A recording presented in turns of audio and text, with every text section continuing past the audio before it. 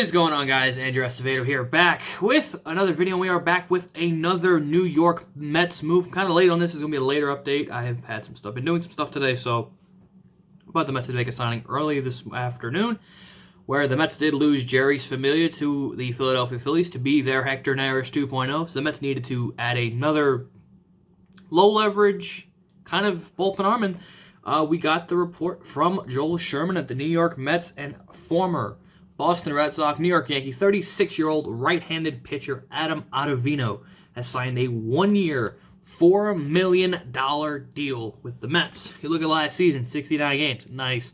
62 innings pitched, a 25.7 strikeout percentage, 12.7 walk percentage, 40% ground ball rate, a 4.21 ERA, a FIP of 3.96, and a WAR of 0.5. Again, you look at Adam Ottavino, you know what you're getting from him. He's a fastball slider. He's got one of the most dangerous sliders I think anyone has seen. The break from that, the horizontal break from his slider is absolutely amazing. If you look at some of his baseball savant numbers, obviously his curve / slider spin rate in the 89th percentile, fastball in the 73rd. Barrel heat, light contact, but obviously his big bugaboo is he does walk a lot of guys. If you look at his season, let's see where I can find walks here on Savant. Again, he's always had a high walk percentage, and that is the big thing with Adam Ottavino. He walks a lot of guys, and I've seen a lot of people be like, that's every pitcher. I've seen a lot of people say, well, if he's really bad, he's really bad. We could say that with every pitcher. They're going to have their days where they're just going to, not find the strike zone, and hey, they're going to get lit up. Every pitcher has done that. But I like this. It's not obviously, this isn't a Ryan Tepera or a Colin McHugh level of signing. It's that B tier kind of, replacement for Familia. I think a lot of Mets fans are hoping, hey, they'd go out and get a Tepera, like I said, a Tepera or a McHugh. For 1 year, $4 million, especially the fact that Jeurys Familia got $6 million. I think this is a great deal for a veteran arm. And I was thinking to myself, like, the Mets bullpen, now you have a different kind of variety. You've got the hard fastball and a pretty good slider with Diaz. May is fastball, hard fastball.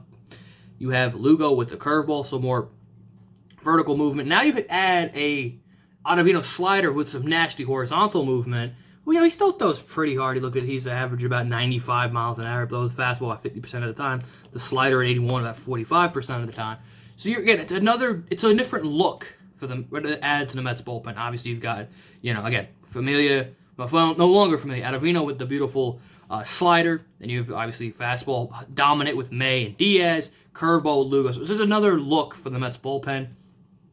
I don't think they're done. I think they have to add a left-handed starter or left-handed reliever, which they've had some links to Chafin, which obviously is the big one. If the Mets can go out and get Andrew Chafin, I think that's a very good move. I think that's the next move for Billy Epler.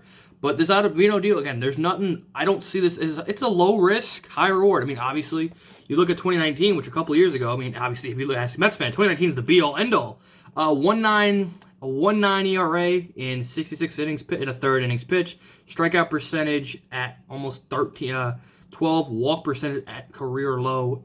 Hits or walks per 9 at 4. So again, the biggest problem is always his walk, and that's what you can get out of Ottavino. So I think this is a good move for the Mets. I think this is a pretty solid Familia replacement. Again, they didn't go super high. Again, they didn't go, like I said, a Tepera or a McHugh. But if I'm the Mets now, I have to pivot to Andrew Chafin, because I think you do need to get that high-end bullpen piece. And, hey, maybe it's, the Mets haven't completely ruled out trading for Josh Hader. I think the Mets do have another trade in them. So I think the Mets' next acquisition is probably going to be a left-handed pitcher, but I can definitely see potentially a left-handed bat off the bench. Could be something the Mets desperately need. So thank you guys for watching. Be sure to drop a like, subscribe, follow me on Twitter. Linked all in the description below. Make sure to go subscribe to the new Mets Weekly channel. Mets Weekly every Thursday at 7 p.m. Eastern. And I will see you guys in the next video. Peace.